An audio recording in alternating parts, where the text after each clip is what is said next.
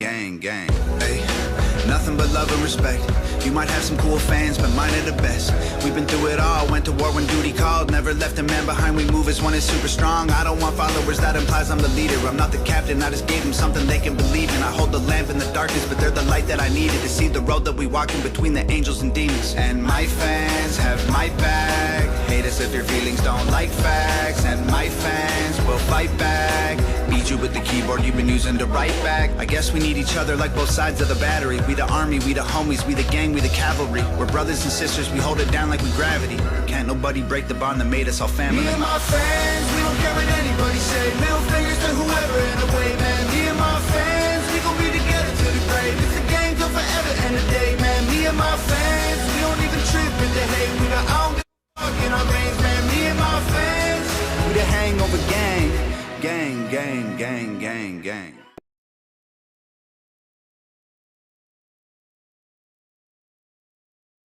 Oklahoma weather can dish out some of the worst punishment in the world. Hi everyone, I'm meteorologist Tuttle.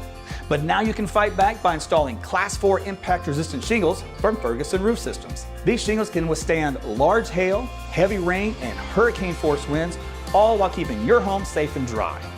And the best part? This upgrade is completely free for many homeowners. So call today to start reaping the benefits these Class 4 shingles bring, including a discount on home insurance. Only at FergusonRoofSystems.com.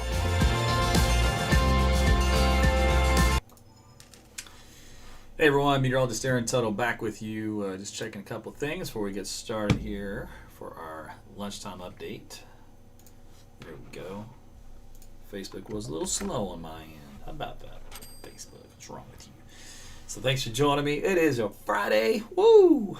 The weekend is here. So you come to the right place. We'll talk about your weekend forecast and a look at what's going to happen our way come next week. We still have a storm system coming on in. We're going to find out if that's going to be severe or not. So come to the right place to talk about it. So let's do that. Got it loaded up here for your comments, and we'll get crack-a-lacking. First thing to talk about out there right now, minimize this, is what is that stuff?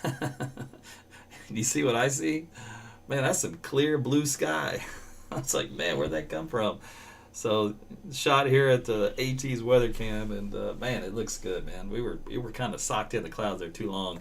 And those temperatures are way too cold. So speaking of which, those temperatures are increasing. I've got 57 degrees here in my backyard. So yours is probably pretty similar. And still got those light winds though. So around in the south now instead of a northeast direction. So that means we have what we call warm air advection. So that's the technical term for a nice day ahead. At least considering the last couple of days. Everything's in perspective, of course. All right, let's take a look at the satellite picture elsewhere across the state. You can see we've had some patchy clouds here this morning, but those have since given way and broken up.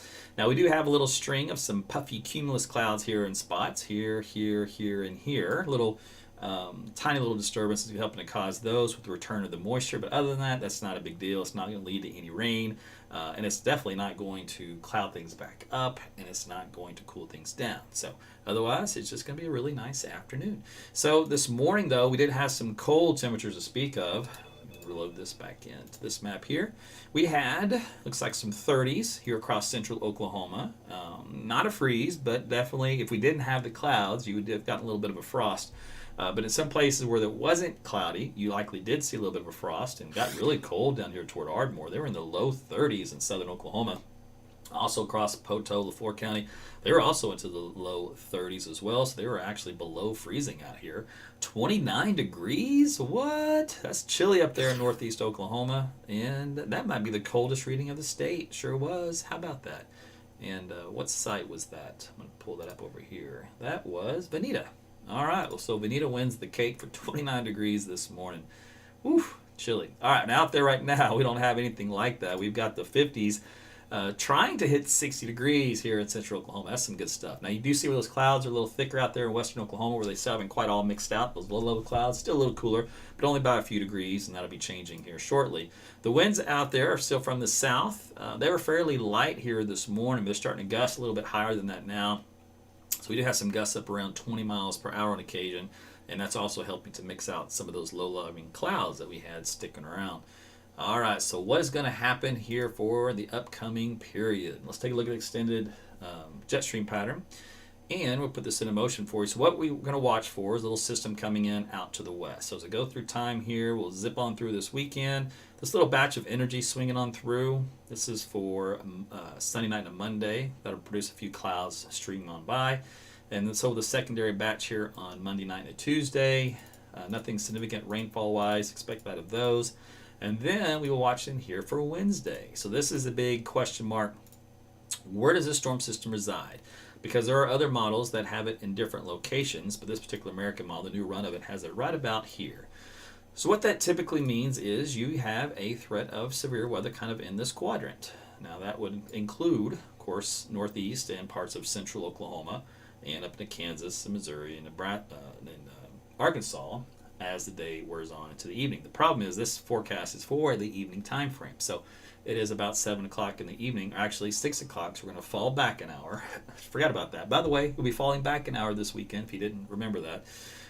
So this is good news. It means you get to gain an extra hour of sleep. But, so just like the other storm systems, this seems to be coming in at the off hours of the day to where most of the activity is nighttime in the evening. And this time of the year, boy, it's hard to keep those things going unless you have a lot of instability and shear to kind of keep them going. Now, the last few rounds that we had late at night, we did have that. What will we have this time around? Well, let's take a look. Clear that screen off. Let this load up. So what we look for is moisture to return out of the Gulf of Mexico and right here into Oklahoma. And you'll see that with the value of CAPE. In other words, a measure of raw instability in the atmosphere. Now, what we're going to notice is a lack thereof. That kind of what we typically mean is the Gulf is shut down. So when the Gulf is shut down, there's been too much of a north wind from north to south, shoving all the good instability back into the open water, right, and not over land. The Gulf does finally start to open back up here on Monday with the wind starting to turn direction, and then Tuesday, and let's go into Wednesday. And if you just see it there, you can barely make it out. You see this light gray area? Those are CAPE values up around 1,000 joules. Here's a sweet spot here in western Oklahoma around 1,200. And this will move around. We're still way out in distance as far as where this eventually will set up. But this is the area where you could potentially see some severe weather. But it's very meager. It is so meager. And then there's Wednesday night. And a Thursday, that little area of instability does track eastward with the storm system. So again, some overnight storms. And let's see, it pushes into Arkansas by Thursday morning, and then it's completely out of the area. We're back to stabilization again. And I don't think I see anything after that. Let's see. Let me go, what's this? This is on the 18th, 17th. Looks like some tries to sneak into southwest Oklahoma, but you can see how most of that stuff is just off the Texas coast. And see all that down here? That's what I'm talking about. That's the true instability. We had some of this kind of action in our neck of the woods not long ago, but this time around, not all there. So what does the output look like then given that situation?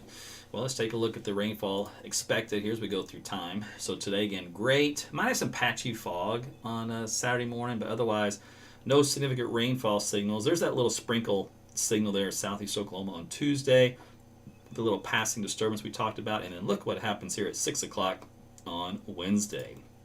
Keep in mind this will change in spatial time, meaning it could be a little earlier, it could be a little later, and then also in the actual final location as to where this resides. Will it be here, or will it be here, or will it be here? We won't know that yet, too far away, but it's in the general vicinity, so this will be where you have to kind of watch for. And if you're just randomly plot a forecast out, and given this environment, what you have to work with is some turning with height and good speed shear. So you have speed and directional shear. It's enough to get thunderstorms to go. Now, how severe they may be, probably borderline, where most of them behave at this point in time. That's what the data says anyway. That will zip on through. There's Wednesday, 9 p.m., and there's midnight, so it's a quick mover. Looks like about a 6-hour window of action. Hey, I'm all for that, I'd like to go to bed at midnight and not have to deal with storms. I bet you would too. Some wraparound stuff there at 3 or 4 o'clock in the morning, then that's it. Now, we did have another cold front later on with another disturbance. Let me see if anything shows up in the model data for that one. And it does. That's around Wednesday the 17th. That's about the time we get that little bit of meager return instability, but all it does is help to generate a few showers.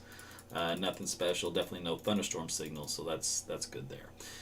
All right, so let's get on with the, let's see. Oh, the weekend. That's what I wanted to do. I was like, there's something I was missing. Then it was this. Okay, so for today, highs, how about 60s? How about that? Only maybe some upper 50s, far eastern Oklahoma. Tonight's going to be a little chilly, though. We'll be back into the 30s out there and some low 40s. Some patchy fog might be around. Otherwise, we're looking into the 60s to low 70s tomorrow. So warmer out west, a little cooler out to the east. And as we take a look into tomorrow night, into Sunday morning, so we're looking at, once again, some 40s, but at least we're warming things up a little bit overnight. And then on Sunday itself, gorgeous day. Look at that. How about some mid 70s?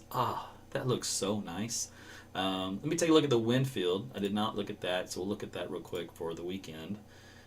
And then I'll show you the 7-day outlook, and we'll call it good. All right, just load this up. So, of course, the wind's a little gusty at times. That's what all the blue color represents.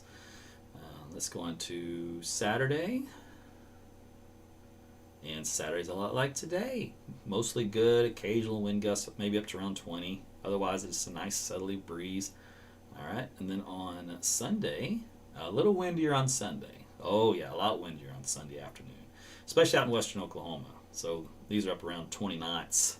So again, you're probably looking at gusts close to 30 miles per hour at times out here across the western half of the state. So probably still some gusts around 20 or so here in central Oklahoma too. So not a big wind day for Saturday, but definitely a big wind day for Sunday. So if you want to fly a kite, Sunday would be the day to fly your kite. All right, here's a look at your forecast extended wise. We're looking at some low 70s for Sunday and Monday, possibly even into Tuesday and Wednesday. It's close enough for me on the timeline here. Overnight lows getting a little bit warmer over the next few days, and then you do see we'll have that front that'll come here on Wednesday. So as that does cool us down. So heading back in the wrong direction for overnight lows. Some models are indicating some upper 20s, by the way, when we head into Saturday, Sunday time frame of the following weekend. So keep that in mind. A hard freeze likely for some folks. Otherwise, returning back into the hopeful low 50s after that cold start. Now, I will show you some sneak peeks here beyond that, where we do have a little bit of rain involved. Let's see. No, there was no more rain involved in this short time frame. I'll take that back. It just shows the cold down. But I do have, I think is what I wanted to show you was this one. I think so. So you can see our rocking roller coaster ride after next weekend continues with up and down temperatures, both highs and lows, and also with respect to the overnight low temperatures. But that's pretty much standard for this time of the year.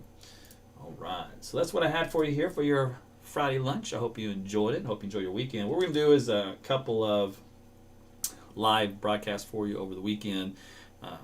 Into early next week. I'm not sure what time frames, but to discuss the storms that'll be coming in here on Wednesday, and we'll see if anything ticks up in the threat department as far as anything to be concerned about, and we'll try to narrow down the timeline for you. Otherwise, happy Friday to all of you, and thanks for joining in. Real quick on the Facebook side, let me go put this link in, which I don't think I did earlier. I think I forgot to hit the enter button. There it is. All right, so if you want to get direct notifications from me whenever I do go live, just hit that button or that link, and it'll come up with your Facebook instant messenger, and then you can sign up that way. And so when I go live the next time around, say maybe it's Saturday night or Sunday night, you'll be able to get updated that I do go live, and you can join me then. All right, you guys have a great weekend, and we'll talk soon. Take care.